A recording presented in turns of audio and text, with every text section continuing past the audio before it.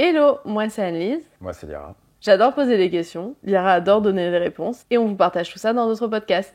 Bienvenue. Ok, sujet du jour, on va parler d'un mouvement, mais le plus simple, c'est que je te montre la vidéo, tu me dis ce que t'en penses, et on enchaîne, ok? Ok. On regarde ensemble. Soit elle est fan de moi, soit elle va se faire foutre. C'était ça mon dicton. C'est-à-dire, soit t'es là, tu m'envoies des messages, t'essayes de m'appeler, tu forces pour me voir, soit ça veut dire que t'es pas fan de moi, donc tu vas te faire foutre parce qu'il y a des femmes qui sont fans de moi. Et je vais trouver des femmes qui sont fans de moi. Si t'es pas fan de moi, c'est beaucoup trop galère, ça va être beaucoup trop complexe, et donc ça m'intéresse pas. C'est la bonne mentalité ça. C'est même pas une question de personnalité, c'est normal d'imposer les choses, c'est normal de savoir poser les limites, et c'est normal en tant qu'homme de ne pas trop montrer de sentiments. T'es pas là pour ça, toi. Toi, t'es là pour win. C'est ça. T'es là pour ramener l'argent, t'es là pour win. T'es pas là pour t'éterniser, à lui dire tu devrais faire plus attention à moi, tu devrais. T'es pas là à lui envoyer des messages tout le temps non plus. Il faut pas abuser. C'est à elle de te courir après. C'est pas à toi de lui courir après. Ça a toujours été comme ça. Alors, à chaud là, comme ça, première... Alors déjà, je connais ce personnage, c'est Alex Hitchens.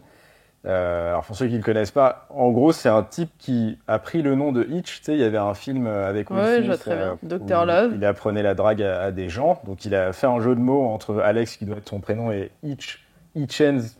Bon, il a rajouté un Hens, on sait pas pourquoi. Et en gros, il fait du contenu où il explique aux mecs comment faire du business et devenir des hommes alpha charismatiques et ce genre de trucs. Et donc il s'est inscrit dans le mouvement masculiniste. Ouais, et Red Pill par extension. Tu veux les définir avant? Tu veux que je te dise ce que je Ouais, pense de non, ce qu'il a je dit veux bien que tu spécifiquement? me dises, parce que là, du coup, t'as rajouté Red Pill. Est-ce qu'il y a une différence entre les masculinistes et les Red Pill? Est-ce que c'est la même chose? Et est-ce que tu peux le définir déjà pour tout le monde? Ouais, alors, tu sais, il y a toujours des définitions qui dépendent de chaque personne. Tout le monde aime bien inventer sa manière de s'appréhender le mot. En tout cas, l'origine du mouvement Red Pill, elle est très simple. Ça vient de Matrix. Tu sais, à un moment, il y a Morpheus qui propose la pilule bleue et la pilule rouge. Et l'idée des Red Pill, c'est de dire, justement, est-ce que tu veux rester dans La La Land, un monde où tu comprends rien à ce qui t'arrive et t'es triste et blablabla, ou alors est-ce que tu veux comprendre le vrai monde et comment ça fonctionne vraiment avec les meufs notamment, et donc prendre la pilule rouge, et là, on va te révéler la réalité sur le fonctionnement de l'univers. C'est ça leur théorie de base, ceux qui sont spécifiquement dans le mouvement Red Pill. Les masculinistes, c'est un nouveau truc dont on parle maintenant. J'avoue que j'ai pas très bien compris officiellement ce que ça veut dire. Pour moi, ce sont les mêmes, hein. C'est juste que le terme masculinisme a peut-être été donné par d'autres personnes pour désigner ce groupe. Alors que les Red Pill, ça vient d'eux. C'est eux qui ont amené... Oui, mais je sais pas cette si masculiniste, ça inclut d'autres groupes, si ça n'inclut que eux, parce que t'as aussi les incels, t'as aussi les MGTOW, t'as beaucoup de gens qui ont une approche particulière de leur rapport avec les femmes. Je ne sais pas ce que masculiniste veut dire, personne Les ne le définit jamais. masculinistes, c'est l'ensemble de tous les mouvements que tu as donnés. Ok. Et je veux bien d'ailleurs que tu définisses du coup incel et MGTOW, c'est Ouais. ça? Alors MGTOW, c'est un acronyme et c'est pour Men Going Their Own Ways. C'est Ouais. en gros des mecs qui ont le seum et qui ont décidé que eux, ils s'intéressent plus aux meufs. Les meufs, c'est naze, donc on fait notre vie sans ça. Voilà. Et littéralement, ils vont plus essayer de sortir avec des femmes. C'est genre, ils vont rester célibataires toute leur vie et c'est comme ça ils ont décidé de vivre. Ok. Et après, les incels, c'est une contraction entre involuntary celibataires, machin. En gros, c'est les gens qui aimeraient avoir des rencontres et être en couple, mais juste personne ne veut d'eux. Donc, ils sont non volontairement célibataires. Voilà, Ok. donc, pareil, il n'y a pas beaucoup de rapport entre quelqu'un qui décide volontairement d'être célibataire, quelqu'un qui aimerait être en couple mais n'y arrive pas, et quelqu'un qui passe sa vie à chercher des techniques pour être en couple. Et donc si on revient sur la vidéo, Il dit plusieurs choses. Alors d'abord, il explique que c'est mieux de se concentrer sur des gens, je cite, qui sont fans de toi. La formulation, je la trouve bizarre et un peu bancale. On a l'impression que du coup, tu veux créer un hôtel avec ta photo et que tous les soirs, il y ait des femmes qui font non, c'est glauque. Mais par contre, sur le principe de n'investir que dans des gens qui ont un vrai intérêt pour toi, ça a du sens. Tu vois, combien de gens essayent de se mettre en couple avec quelqu'un parce que eux sont attirés par la personne, mais la personne s'en fout. Et au final, ça crée une relation complètement toxique et dysfonctionnelle, où ils essayent de toujours Oui, maintenir déséquilibré. une flamme alors que l'autre n'a pas envie, et à la fin, ils se font têche et ils sont tristes d'avoir perdu leur temps, mais ils ont investi dans une relation où c'était écrit depuis le début, puisque... qu'il y avait ok. très peu de chance. Par contre, il finit sa vidéo en disant qu'un homme n'exprime pas ses sentiments, je crois, ou ne passe pas beaucoup de temps à parler de ses sentiments. Que ce n'est pas son rôle, ce n'est pas ça, être un homme. Voilà, et après que l'homme il ramène l'argent à la maison et tout ça. Enfin, après, il part sur un truc de cette vision de ce que c'est être un homme, où Ouais. là, c'est sa vision, c'est pas la mienne. Voilà. Et du coup, c'est laquelle? ta vision? De ce que c'est être un homme? Ouais, c'est quoi être un homme pour toi, Liara? Quand j'étais petit, le premier sens que ça a eu pour moi d'être un homme, c'était de ressembler aux hommes qu'il y avait dans ma famille. Comme j'étais un enfant, littéralement, ma vision d'un homme fini, c'était mon père. Et par extension, mes grands-parents, mes 2 grands-pères, qui en plus avaient tous les 3 un profil assez similaire. Donc j'avais vraiment une idée que être un homme, c'était assez homogène et ça ressemblait à ces 3 archétypes. J'ai essayé de leur ressembler inconsciemment ou consciemment sur certains aspects. J'ai fait une expérience de la vie, il y a des aspects que j'ai trouvé stylés, puis après j'ai commencé à voir que tel aspect de la personnalité que je trouvais trop bien chez telle personne, en fait ça avait aussi un contre-coup que je trouvais vraiment pas bien sur un autre aspect, machin, et puis à la fin tu te dis, je vais être une personne que j'ai décidé moi d'être parce que ça fonctionne pour moi, parce que ça m'apporte tout ce dont j'ai envie et besoin, et que ça enlève toutes les choses que je veux éviter. Et en gros, à partir d'un certain âge, que je pourrais pas te définir, c'est pas un événement, c'est vraiment une progression dans ma réflexion, je me suis rendu compte que je savais pas ce que ça voulait dire être un homme, parce que je pense qu'il n'y a pas une manière universelle d'être un homme. Finalement, la seule raison pour laquelle on se dit les hommes ou pas les hommes, c'est que on est d'une certaine manière, en l'occurrence avec un sexe masculin, et on se compare aux autres personnes qui ont un sexe masculin. Et en fait, on a l'impression que, le mec, entre guillemets, que tu trouves le plus stylé, ça ressemble à ça, les gens comme nous. Après, j'ai évolué dans ma tête et j'en suis arrivé à la conclusion que des gens stylés, il y en a plein dans tous les cas de figure. Et même si je pense que statistiquement, il y a des différences entre les hommes et les femmes, il n'y en a pas entre tous les hommes et toutes les femmes, tu vois. À part des différences littéralement biologiques et physiologiques. Dans les traits de caractère et les comportements, tu peux avoir des femmes qui ont des comportements qu'on pourrait appeler masculins, des hommes qui ont des comportements qu'on pourrait appeler féminins, et pour moi, ça définit pas que t'es un homme ou pas un homme. Donc pour moi, il n'y a pas d'archétype, l'idée c'est juste, en tant que moi, être un homme, c'est juste, je suis né avec un sexe masculin, et après, le reste, c'est anecdotique. Je fais ce qui, moi, va me rendre heureux, et ce qui me permet d'être le plus proche de ma vérité. Et pour moi, être un homme, c'est pareil qu'être une femme, c'est être en fait un humain adulte, et c'est être capable d'être aligné avec ce que tu veux et d'avoir des valeurs suffisamment bonnes pour faire une société avec les autres, tu vois. Ok, j'entends ce truc de être un homme ou être une femme, il y a surtout plutôt ce passage de j'étais ado à je suis adulte. Ouais. Et il y a le avant j'admirais mon père, mes parents, etc. Et je me détache de ça pour construire ma réelle identité. Ouais. Toi, tu dis que c'est en progression. Est-ce qu'il n'y a pas vraiment un moment où tu t'es dit, où tu vois, t'as eu ce déclic, où tu t'es regardé dans le miroir et tu t'es dit, ah là, je suis un homme, ou je sais pas, je vois qu'il y a des cultures aussi qui ont des rites. Est-ce que pour toi, c'est quelque chose qui marche ou c'est vraiment plus quelque chose qui s'infuse dans le temps? Comme tu le sais, moi j'ai une double culture, je suis du Tarn et en même temps du Cameroun. Et du Cameroun, spécifiquement dans le village de mon père, il y a une tradition, par exemple, il y a une grotte. Et quand tu arrives à l'âge adulte, quand tu es un homme, parce que les femmes ne sont pas soumises à ce rite, tu dois aller dans cette grotte où il y a des chauves-souris, des trucs qui font un peu peur et tout, etc. Et c'est le noir complet. Et tu dois, je sais pas si tu dois sortir de l'autre côté ou ressortir, rentrer, rester un certain temps. Je l'ai pas fait, donc je n'ai pas les détails exacts. Donc au Cameroun, t'es pas un homme? Officiellement, non. Enfin, dans ma culture au Cameroun, parce qu'il y a plein d'ethnies et tout le monde ne fait pas la même chose. Donc, pardon pour mon... En plus. Mais tout ça pour dire que ça, c'est censé être le moment où tu passes à l'âge adulte. C'est pas spécifiquement le moment où tu deviens un homme.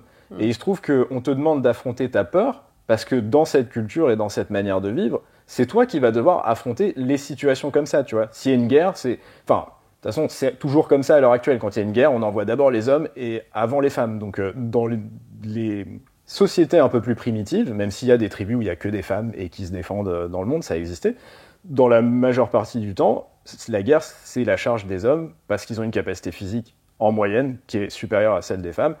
Et du coup, nous, c'est devenu notre culture, c'est-à-dire qu'on garde cette idée en tête, même si tu n'es faible, en gros, et on te confronte à un moment, à cet âge-là, à un rite qui va te permettre de, en gros, gagner en maturité, en force mentale et en capacité, t'endurcir et te préparer, en gros, dans une certaine mesure, à des situations qui vont devoir te faire peur, qui vont te faire peur et que tu vas devoir gérer et accepter.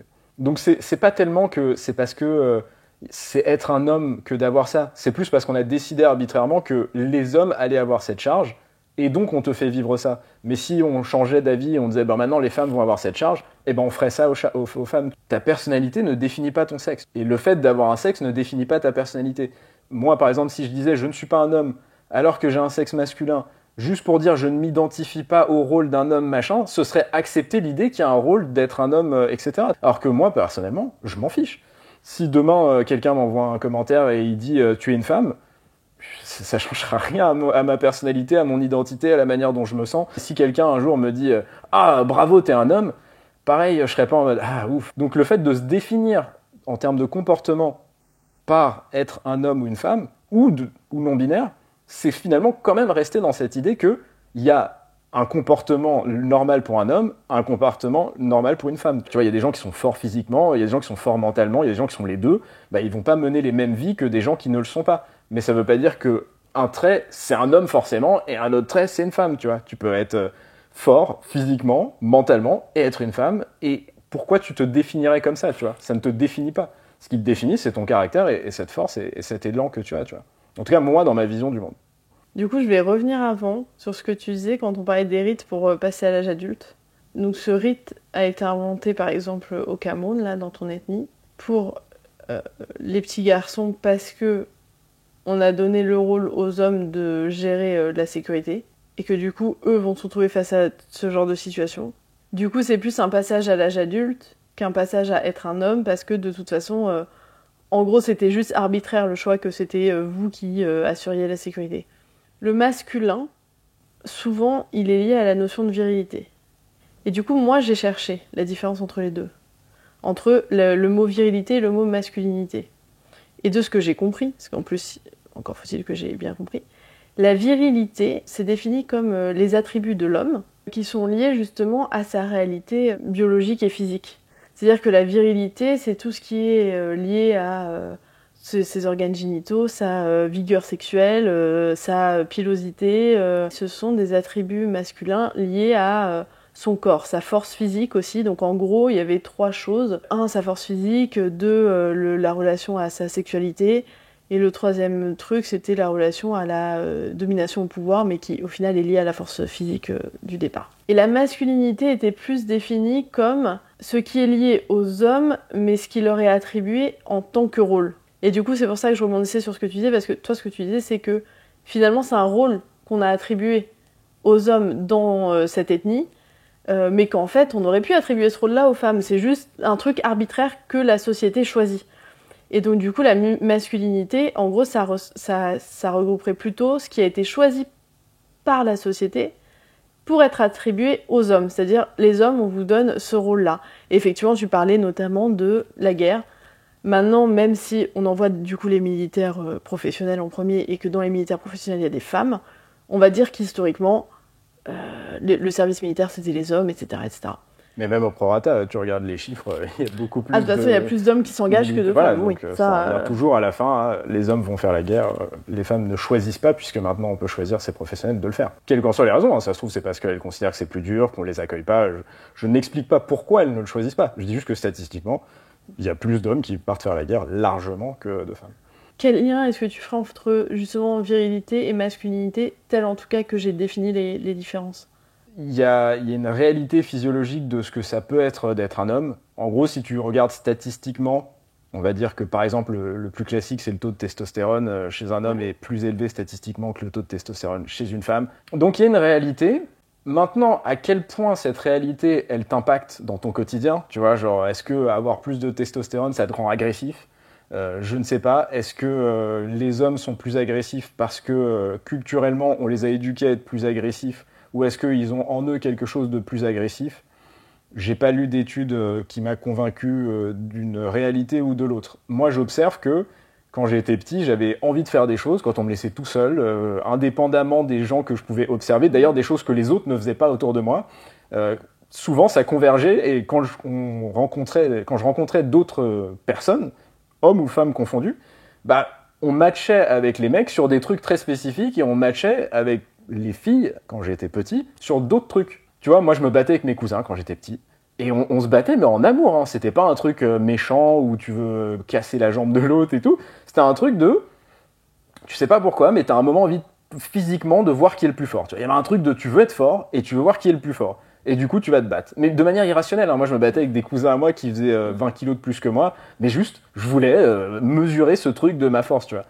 Je connaissais pas beaucoup de filles autour de moi qui avaient cette envie. Et tu pourrais me dire, oui, mais on les a empêchées d'accepter cette part de virilité ou de... Non, parce que moi, je te parle de quand on est tout seul. Et quand on est tout seul, on fait plein de conneries. On fait plein de trucs que nos parents nous disent de ne jamais faire, tu vois. On fait plein de trucs que tu vois personne faire. T'as jamais vu tes parents mettre la main dans le feu. Pourtant, t'as eu un moment où tu fais...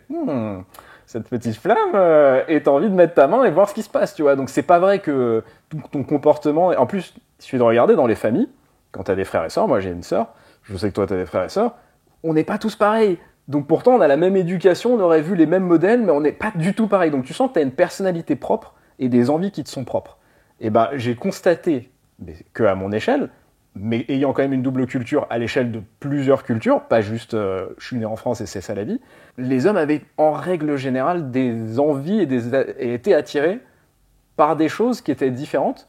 Pas forcément la chose elle-même d'ailleurs. Prenons le cas de, je sais pas... Souvent, les gens disent « Ah, il y a des jouets pour les hommes et des jouets pour les femmes, tu vois. » Moi, je pense que... Les petits garçons et les petites filles, plutôt que les jouets. Oui.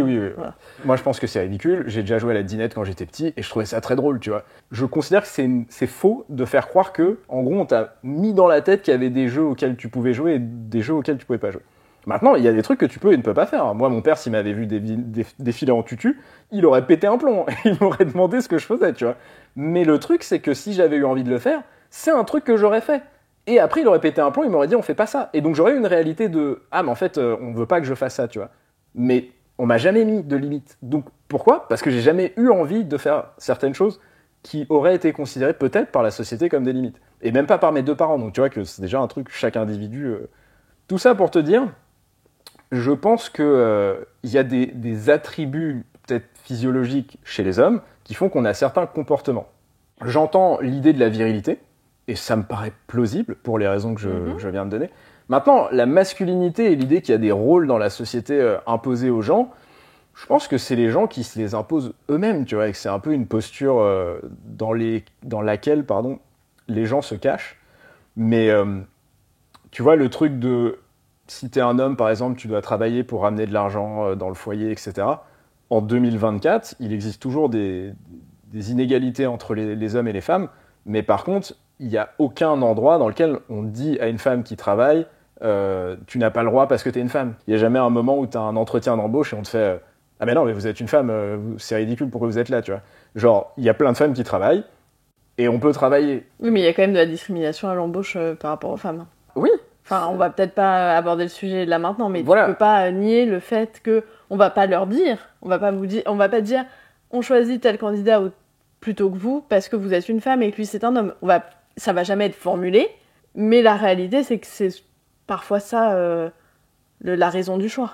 Oui, bien sûr, mais de la même manière que, par exemple, il y a des gens qu'on refuse parce qu'ils sont noirs ou parce qu'ils sont arabes, etc. Oui, c'est l'histoire de la discrimination à l'embauche, quoi. Il y a plusieurs raisons. On est d'accord, mais ce que je veux dire, c'est que tu connais plein de noirs qui ont un travail. Tu connais plein d'arabes qui ont un travail. Et tu connais plein de femmes qui ont un travail. Oui. Voilà, donc on n'empêche pas systématiquement les femmes d'avoir un travail. C'est ça que je dis. J'ai bien dit, il y a des inégalités, blablabla. Juste, c'est pas systématique. C'est pas comme t'es une femme, tu sais très bien que si tu dis à quelqu'un un jour à une soirée, ah, j'ai un travail, tout le monde va se mettre à rigoler et faire, elle est débile, celle-là ou quoi, tu vois. Ça n'arrive pas. On est d'accord. Merci. Donc, pour moi, l'idée des rôles, c'est aussi quelque chose qu'on fait perdurer et qu'on fait exister, mais qui n'a pas forcément de réalité tangible dans une société, tu vois. Ce qui, par exemple, avant avait un sens. Avant, par exemple, les femmes n'ont pas eu le droit de vote à un moment. Donc là, on avait défini de manière légale des rôles, tu vois, entre les deux individus. Oui. Nous, on vit dans une société où c'est pas le cas. Donc il y a des restes d'ancienne époque où il y avait des rôles, mais c'est plus le cas. Donc maintenant, ça perdure parce que les gens n'arrivent pas à se mettre à jour, parce qu'il y a des guéguerres idéologiques et des manières bizarres de formuler des trucs et de la propagande dans tous les sens, mais il n'y a plus de raison, tu vois. Il y a plein de gens qui vivent dans un monde de partage, de 50-50, d'équité dans le couple, dans le travail, dans tout ce que tu veux. Il y a des pères qui restent à la maison élever leurs enfants parce qu'ils ont envie de passer du temps avec leurs enfants, ce qui est un truc miraculeux, et la mère qui est carriériste et qui n'a pas envie. Et le monde fonctionne très bien comme ça, et encore une fois, rien ne t'empêche, à part le fait que tu n'as pas l'impression que tu vas être bien accepté dans ton milieu, le fait que tu te sentes jugé, le fait que...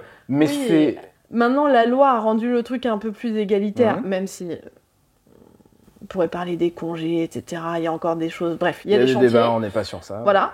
Mais bon, en gros, que maintenant, la loi n'impose plus un projet de société où il y a un rôle ultra déterminé pour la femme et l'homme, ok, mais que c'est les mentalités qui n'ont pas encore changé, qui créent des situations, qui font que même des générations un peu plus jeunes qui, elles, pourraient vouloir quelque chose de différent, se dit en fait pragmatiquement, et du coup ça crée des stats où il y a encore aujourd'hui dans ma génération, donc la génération des années 90 disons, où ça reste encore la femme qui choisit en général de rester à la maison pour des raisons pragmatiques, et plus pour des raisons de c'est mon rôle, par rapport aux générations d'avant. Ok.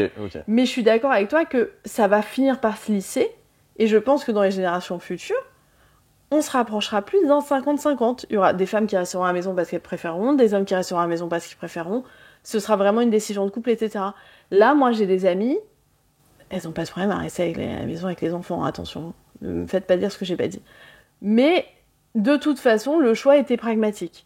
Parce que dans l'embauche, dans la manière dont fonctionnent les entreprises et dans, du coup, tout ce qui est amené par le capitalisme, c'est quand même encore un peu plus simple pour l'homme d'être promu, de faire un bond. Et d'ailleurs, c'est pareil quand ils font des stats, mais tu vas encore me dire que c'est le problème des stats. Ils disent que au moment du premier enfant, c'est là en fait que se fait le vrai gap de salaire entre hommes et femmes. C'est parce que quand tu vois les stats, en moyenne, c'est je crois 19%, la différence entre salaire homme-femme. Et à poste égal. Non, ça à poste égal, c'est 3%. Mais statistiquement, tout confondu, c'était dans les 19%. Ouais. En réalité, pourquoi tu passes de 3% à 19% ? T'augmentes parce que finalement, elles ont rarement le poste égal. Et elles ont rarement le poste égal. Ça, je suis d'accord, totalement. Parce que y a un moment où, au début, imaginons, elles font les mêmes études. Elles vont démarrer leur carrière. Ouais. Ok, elles vont peut-être avoir un peu plus d'obstacles au début, mais elles peuvent, en fonction des domaines, elles peuvent carrément s'en sortir. Surtout dans le tertiaire, disons. Dans le tertiaire, elles vont s'en sortir, elles vont faire carrière dans une entreprise. Et en fait, il y a un moment donné où elles vont être freinées. Si... parce qu'elles commencent à avoir un âge où on leur demande si elles veulent des enfants, qu'elles en veulent ou pas d'ailleurs. J'entends. Et elles sont freinées à ce moment-là, au moment où les hommes, eux, continuent. Ouais. Et du coup, le gap, en fait, il se fait à ce moment-là. Ouais, je suis d'accord. Et du coup, en fait, elles n'arrivent plus à la fin à poste égal avec les hommes. Je suis d'accord. Pour le coup... Mais ça, c'est un truc de mentalité. Je suis d'accord. Mais justement, moi, c'est un des trucs que je déplore dans ces conversations, c'est que déjà, et pourtant, c'est une réalité statistique, là, c'est pas un avis personnel. Quel est le réel écart de salaire entre les femmes et les hommes en France ? 24%, 15%, 4%, eh bien les trois. Parce qu'en fait, ça dépend de ce qu'on compte. L'INSEE vient de publier une nouvelle étude. Et en 2022, dans le secteur privé, l'écart de salaire entre l'ensemble des hommes et l'ensemble des femmes était de 23,5%. Si on compte cette fois à temps de travail égal, l'écart est de 14,9%, parce que les hommes et les femmes n'exercent pas les mêmes professions. Et notamment, on observe que plus un travail est bien payé, moins on y trouve de femmes. Mais si on compare cette fois un homme et une femme qui ont le même poste chez le même employeur, l'écart tombe à 4%. Il y a une discussion qui n'est jamais réellement abordée dans la société, parce que c'est toujours, il faut combattre, il y a des inégalités, il faut combattre. Et donc après, qu'est-ce que les gens disent ? Je parle encore de la société, la réponse. Oui, mais c'est à l'école. Et on te fait croire qu'à l'école, on dit à la petite fille, non, mais toi, tu pourras pas faire des études, faut que tu ailles faire littéraire. Et le garçon lui dit, non, toi, t'es intelligent, faut que tu fasses sciences. Bon, il y a pareil des études qui ont démontré que statistiquement, les filles sont plus studieuses à l'école et du coup sont meilleures que les garçons statistiquement. Oui. Donc, une fois que tu arrives dans les métiers, effectivement, il y a la question de comment t'évolues. Et ça, c'est une question dont personne ne parle, tu vois, parce que il y a cette histoire de la grossesse. C'est un événement qui va arriver dans le corps de la femme et dans le corps de la femme uniquement. Et du coup, est-ce qu'on considère que parce qu'elle est obligée de s'arrêter, tu vois, les hommes aussi ont le droit à un congé paternité, mais ils pourraient ne pas s'arrêter. Enfin, je sais pas si c'est obligatoire. Non, c'est pas obligatoire, de toute façon, j'imagine. En tout cas, jusqu'à longtemps, déjà, le congé paternité était plus court que celui... il l'est toujours. Bon, voilà, il l'est toujours. Puis il l'est vraiment... Sensiblement. Sensiblement, voilà. Donc tu vois qu'il y a cette idée qu'au final, la grossesse va marquer un temps d'arrêt professionnel, tu vois. Voire même que potentiellement, j'extrapole, je dis pas que c'est mon avis, j'extrapole dans la logique du capitalisme, si tu as plus de temps à passer avec ton nourrisson, il y a plus de chances que tu crées un attachement plus profond à ton nourrisson et que tu aies moins envie de revenir à ton monde professionnel comme tu y étais avant, tu vois. Et du coup, le capitaliste qui, lui, s'en fiche des sentiments, de savoir si quelqu'un va bien, pas bien, de l'épanouissement personnel, de toutes ces conneries, il a, j'imagine, puisque c'est la réalité statistique, donc faut l'analyser, il doit se dire, oui, mais alors, il y a un plus grand risque au niveau de la femme plutôt que de l'homme qui, du coup, va potentiellement, dans l'aspect capitaliste, moins s'attacher à son enfant parce qu'il n'est pas sorti de lui et qui va passer moins de temps avec, et donc sera plus apte à reprendre le travail de la même manière. Ce problème-là, on pourrait y réfléchir, tu vois, en tant que société, et dire, ok, les femmes font des enfants, pas les hommes, mais on peut considérer quand même qu'on est un binôme quand ça arrive, de cette manière, parce qu'il y a des lesbiennes qui font des enfants, il y a des homosexuels qui font des enfants. Je parle de manière simple. On pourrait réfléchir en mode binôme, on pourrait se dire, bah... C'est le couple qui a un enfant, que n'importe qui pourrait finir dans un couple, et du coup qu'on peut réfléchir à la société comme ça, tu vois. Ouais. Maintenant, il y a un problème. Il y a certaines personnes qui vont toujours te dire « Oui, mais moi, je suis pas comme toi, donc moi, je veux des droits et des privilèges différents. » Et c'est là où je pense qu'il va y avoir un clash fondamental entre deux manières de penser. Et de voir le monde. C'est que tu as des femmes qui vont te dire « En gros, moi, je suis une femme, je peux être mère, pas toi, tu comprends pas. » du coup, je veux plus de temps et je veux des congés payés et tout, etc. Et je veux pouvoir vivre comme je veux, en gros, la naissance de mon enfant. Et ensuite, je veux pouvoir réintégrer le monde professionnel, tu vois. Et il y a d'autres femmes qui vont dire, bah non, déjà, moi, j'ai peut-être pas envie de passer tout ce temps. Moi, j'adore bosser. Moi, je suis carriériste. Et moi, je veux qu'on prenne ça en mode un couple et qu'on mette les répercussions, on lisse entre les deux. Je pense que la population n'est pas d'accord, déjà, sur l'approche. Et le problème, c'est qu'on n'a pas entamé cette discussion réelle, qui est comment on gère à deux le fait qu'il y ait une réelle différence. Plutôt que de faire croire qu'il n'y a pas de différence, et plutôt que de dire il faut imposer ceci et cela, il faut déjà réfléchir à comment on considère à deux cette réalité, tu vois.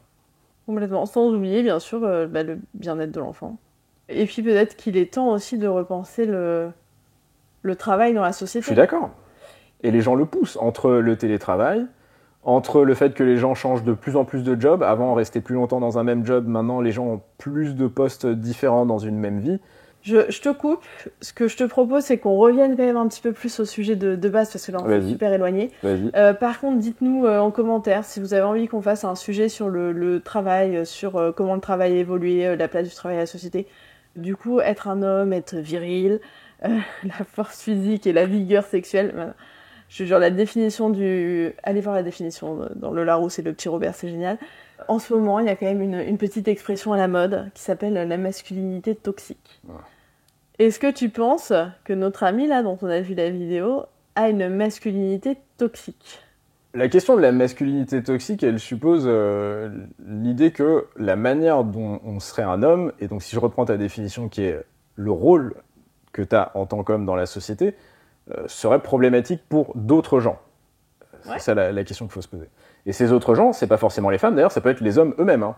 Parce que, je sais pas, moi, par exemple, si... Ça peut être la société en général. Oui, parce que tu vois, tu pourrais être un homme, et puis à chaque fois que tu allumes la télé, on te dit faut jamais pleurer, par exemple, et en fait, tu as plein d'émotions, et tu les gardes en toi, et en fait, ça te ronge. Bah, c'est toxique, du coup, les hommes qui te diraient ne pleure pas, t'es pas un homme, tu vois. Donc, c'est pour ça que je dis ça ne toucherait pas que les femmes, spécifiquement. Complètement. Mais parce que la masculinité toxique, quand on en parle, c'est toujours pour dire, en gros, c'est les mecs, ils ont un comportement qui est problématique dans leurs relations ou dans les rencontres avec les femmes ou avec les femmes tout court. C'est le sujet du moment, mais il n'y a pas que ça, parce qu'il y a une femme qui a fait un livre sur le coût de la virilité, je ne sais pas si ça dit quelque chose, ce livre, et qui dit notamment, par exemple, qu'en fait, la population carcérale, le pourcentage est énorme. Ouais. En fait, c'est globalement des hommes. Ouais. Et elle dit, sauf que les prisons, c'est payé par nos impôts. Ouais. Il y a un réel coût, en fait, de ce truc dont tu parlais tout à l'heure, de peut-être que c'est un truc physiologique lié à la testostérone ou pas, cette histoire d'agressivité, ou est-ce que c'est un conditionnement culturel, mais n'empêche que les hommes ont statistiquement un comportement plus agressif, donc commettent plus d'agressions, de crimes, etc., qui les amènent dans l'univers carcéral, qui est payé par tout le monde, et que du coup, c'est pas un problème juste de relation aux femmes, c'est juste un problème de société, en fait. Alors, si j'étais un peu taquin, je dirais que vu que les hommes gagnent plus, du coup, ils payent plus d'impôts, du coup, ils payent plus pour les hommes, du coup, ça s'autorégule, du coup, il n'y a pas de problème. Mais n'étant pas un garçon taquin, je dirais que oui, c'est vrai, et ça fait partie des problèmes, tu vois. Si on réfléchit une société de manière globale, et pas comme les gens aiment bien faire, mais genre, moi j'ai ce problème, il faut régler mon problème. Bah, tu pourrais te dire, voilà, dans le monde du travail, la femme peut avoir un enfant, ça peut avoir des conséquences sur sa vie professionnelle. Par contre, les hommes sont peut-être statistiquement plus agressifs, ce qui pose un autre problème de société. Comment on fait pour que ça s'équilibre, tu vois? Est-ce que du coup, on fait en sorte de filer des avantages spécifiques aux femmes qui seront des privilèges, mais on les accepte et on est d'accord de faire cette différence parce que derrière nous, on a cet autre truc et que ça fonctionne bien, tu vois. Mais personne ne réfléchit de manière globale. À chaque fois, on voit un problème versus un autre, tu vois. T'as des femmes qui vont tout le temps s'énerver parce qu'il y a il y a plus d'hommes en prison, ce qui est un fait, mais qui vont pas s'énerver par rapport à d'autres avantages qu'elles ont. Elle revient sur ce qu'est une masculinité toxique. Ah, oui. Et est-ce que ces influenceurs-là, le mouvement Red Pill, bidule machin, en fait partie? Ouais. Si oui, pourquoi? Et quelles pourraient être les dérives ou les conséquences? Yes. Si je devais résumer ma pensée, toute masculinité est toxique. À partir du moment où tu donnes un rôle à un homme, c'est déjà toxique. Qu'est-ce que ça veut dire? Je suis un homme, donc j'ai un rôle, donc je dois faire un truc, donc je peux pas être qui je veux, je peux pas avoir la vie que je veux mener. Donc c'est déjà toxique en termes d'éducation d'expliquer à un humain non, toi tu as un rôle spécifique dans la société qu'on a décidé avant que tu naisses. Donc si je te suis, de la même manière, si masculinité toxique, féminité toxique. Bah oui, c'est évident. Dans l'autre sens. Non, mais je préfère le préciser, tu vois, c'est d'avoir une vision globale. Oui, pour moi c'est évident, c'est déjà toxique. Après, il y a des niveaux de toxicité, ça déjà pour moi c'est toxique. Maintenant, si ça tu considères que c'est acceptable, que c'est normal et tout, pourquoi pas. Maintenant, si on regarde d'autres dérives potentiellement plus graves, et ce que ça peut conditionner, c'est surtout que, le fait qu'on t'oblige à ressembler à un modèle, déjà, ça te met une pression dans la vie. Tu vois. Tu parlais de la pression sociale, mais il y a ce truc de... Tu grandis, au lieu de t'observer, de faire des expériences, tu vois, de vivre, en te disant, est-ce que je suis vraiment à côté de la bonne trajectoire? Est-ce que je vais vraiment au bon endroit? Est-ce que j'y suis suffisamment rapidement ou pas rapidement? Donc déjà, je pense que tu perds une partie de ta vie et de ta spontanéité. Tu sais, il y a beaucoup de gens, justement, il y a beaucoup de problèmes, je trouve, qu'on a dans les rapports humains, qui sont liés au fait que les gens ont perdu une spontanéité. Ils sont dans le calcul. T'es dans le calcul. Et parfois dans le bien et parfois dans le vraiment pas bien, tu vois. Il y a des moments où tu vas, par exemple, ne rien faire pour être sûr qu'il y a pas, tu causes pas de problème à qui que ce soit, mais du coup, les gens vont avoir l'impression que t'es froid, vont avoir du mal à connecter avec toi, parce que du coup, ils sentent que tu n'es pas qui tu es et que tu fais des choses. Et à l'inverse, il y a des gens qui vont faire n'importe quoi, tu vois. Mais parce que tu as l'impression que c'est ok, tu vois, juste tu te laisses aller. Donc je pense que au niveau des enfants, parce que pour moi le fondement de tout c'est toujours l'éducation, si on laissait plus les enfants explorer le monde et si on les accompagnait plus à travers leur exploration, ce serait plus facile d'en arriver déjà plus tôt à ce qu'ils sont, à eux qu'ils aient fait une expérience du monde qui les entoure et de se dire ah j'ai eu ce type d'expérience qui était positive, celle-là qui ne l'était pas. J'ai causé du tort en faisant ces choses-là et j'ai fait du bien en faisant ces choses-là. Du coup, je vais arrêter ce type de comportement et plutôt aller vers ce type de comportement. Et que tes parents t'encouragent à aller vers les comportements qui ont fait du bien à la société et t'encouragent à ne pas aller vers les comportements qui font du mal à la société. Et assumer les comportements que tu as envie d'avoir. C'est ça. Eh bien, je pense que déjà, ce serait moins toxique. Mais là, le fait qu'on te dise non, c'est comme ça que tu dois être, que ça se trouve, ça correspond pas du tout à la manière dont tu te sens, que ça se trouve, quand tu fais tout ce que tu es censé faire, tu vois qu'il t'arrive pas les trucs qui sont censés t'arriver, parce que tu vois, on te dit, je sais pas moi, faut gagner tant d'argent, je sais pas ce que c'est, les trucs de la masculinité. Je voulais voilà, lui en tout cas il disait ça, c'est toi qui ramènes l'argent, les filles te courent après, je crois, ou je sais pas quoi. Bon bah, imagine tu gagnes plein d'argent et les filles te courent pas après. Du coup tu fais quoi? Tu deviens dépressif parce que, on m'avait vendu que je faisais tout bien et c'est pas arrivé, après tu deviens agressif, et tu deviens un incel, et tu deviens violent et misogyne. Tu vois que la boucle, elle est ridicule. Ouais, complètement. Mais justement, il faut rappeler que en fait, c'est des youtubeurs, influenceurs, créateurs de contenu qui gagnent de l'argent. Il faut quand même rappeler la base. Comme les tradwives, on en avait parlé. Parce qu'en fait, ils t'expliquent comment sont la vie, qu'ils ont connu des tonnes de femmes, comment sont les femmes. Mais le gars, il a 24 ans. Tu fais, ah d'accord. T'as tout vu de la vie à 24 ans, pourquoi pas? Non, moi, je trouve ça terrible parce que c'est un business où en fait, ils font payer des hommes qui sont dans un mal-être, généralement. qui eux en fait essayent juste de trouver une solution, soit justement on parle des incels, en fait c'est peut-être des mecs qui cherchent à être en couple qui n'y arrivent pas, donc qui ont un problème qu'ils veulent résoudre et qui vont chercher en fait des solutions et ils tombent sur ces mecs et ils se font complètement arnaquer, je sais pas. En tout cas voilà. On peut dire que tout laisse à penser qu'ils sont arnaqués.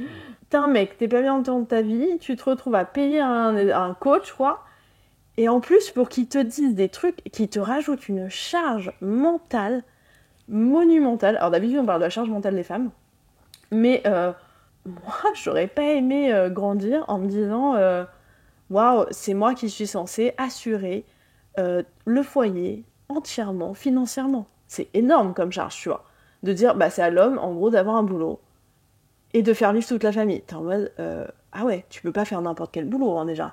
T'as une charge mentale d'être fort physiquement. Bon, c'est peut-être un peu moins dur. Enfin, après c'est peut-être ma vision qui est biaisée, mais être fort physiquement, ça veut dire quoi si t'es un mec et que tu commences le sport et que, je sais pas, ça se fait pas, t'y arrives pas, ou tu te blesses, ou qu'est-ce que ça veut dire, tu vois. Et si t'es un mec qui aime pas le sport, qu'est-ce qui se passe? Et après, c'est là où je te rejoins. En fait, on est tous des individus, on n'est que des exceptions. Comme toujours avec les gens qui te vendent un truc, il y a de la propagande. C'est un peu le problème, justement, on parle de tous les problèmes de la société à l'heure actuelle, dont on parle beaucoup, de féminisme, de masculinité toxique, et plein d'autres choses, sont des sujets qui sont gangrénés par des gens qui, en parallèle, te vendent du contenu payant et essayent de te soutirer des trucs. Et faussent le débat, tu vois. Parce qu'à partir du moment où un mec, en gros, veut choper des gars un peu frustrés et leur tient un discours un peu ah oui, mais en fait, c'est toi qui as le pouvoir, il faut juste que tu refasses les bons trucs et après, le monde, il t'appartient, etc.